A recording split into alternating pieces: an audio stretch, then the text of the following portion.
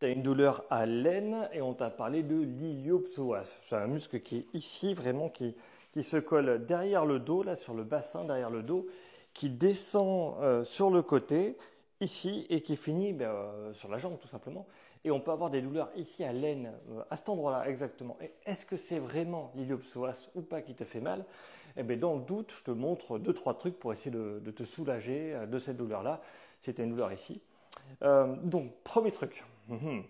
Est-ce que ça fait mal? Tu vois?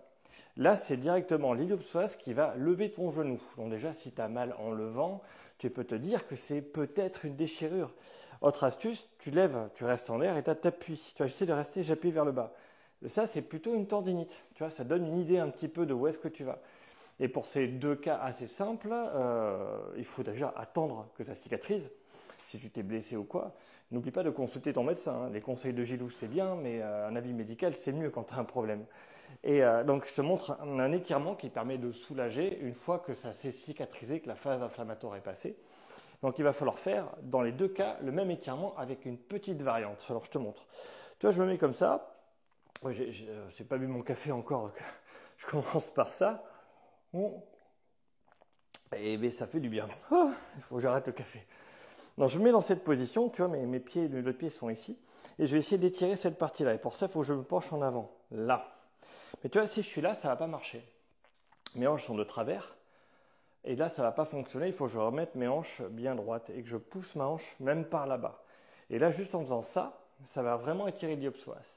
Une autre astuce pour faire correctement l'étirement, c'est que tu vois, si je cambre mon dos ici, là, j'y arriverai pas. J'arriverai pas à l'étirer parce que je t'ai dit tout à l'heure, il a une partie qui va s'attacher sur la colonne vertébrale. Alors, je simplifie, hein. Mais en gros, la position de ton dos va jouer directement sur ton bassin. Donc, il va falloir être ici, en rétroversion de bassin. Donc, si je suis en rétroversion de bassin et que je tourne de ce côté-là, je m'avance un peu et là, ça tire très fort. Je vais être directement dessus. Donc voilà, je te le montre dans un autre axe. Ici, après, je te montre la variante de l'étirement entre la déchirure et la tendinite, une variante qu'on appelle excentrique, qui permet vraiment de réaxer en cas de problème. Donc je suis ici, tu vois, je dois être dans cette position avec le bassin, je dois tourner par là-bas. Et après, là, je peux aller par ici pour mettre encore de la pression. Donc, combien de temps je maintiens cet étirement? C'est 3 minutes. Voilà. En dessous de 45 secondes, sur un truc qui a une pathologie, un problème, ça marche pas bien. Ça va juste relâcher, ça va faire du bien, mais ça va pas soigner, ça va pas améliorer le système.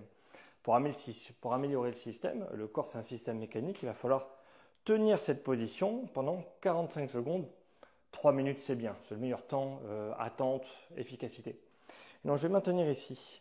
Donc maintenant, qu'est-ce que c'est entre guillemets un étirement excentrique? Eh bien c'est que là, je vais essayer d'aller ici, mais je vais briser la position. Donc, je dois contracter mes muscles en allant par là-bas. Et une fois que je suis bien contracté, je vais essayer de pousser mon corps. Je serre tout et je pousse mon corps. Et là, tu vas voir que ça va tirer beaucoup plus fort. Alors, je ne peux pas trop te le montrer parce que j'ai pas mal. Comme j'ai pas mal, c'est difficile de le sentir. Et de deux, ça dépend des gens. Donc, il y en a, ils sont très lax, ils vont devoir aller très très loin. Moi, je suis plutôt raide. Donc, tu vois, moi, je fais à peine ça, je sens que ça étire. Si je contracte et je pousse, ça tire très très fort.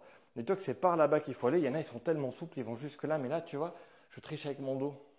Donc, faut plutôt être ici et là, là. Je peux pas bien te le montrer parce que moi, je suis raide, donc de suite, je sens l'étirement. Mais à toi de trouver la position qui convient.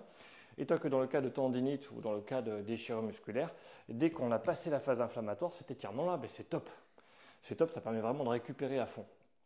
C'est un truc aussi qu'on peut faire en prévention dans le sport, avant d'aller courir par exemple. Quand tu as souvent des gènes devant, tu peux essayer d'étirer devant pour que ça se relâche. Mais attention, quand tu as mal devant, en général, tes fessiers sont raides. Donc il va aussi falloir aller voir mes autres vidéos sur l'étirement des muscles fessiers pour que tu puisses retrouver de la souplesse pour courir normalement. Dans la course à pied, mais dans la danse c'est pareil. Tu vois?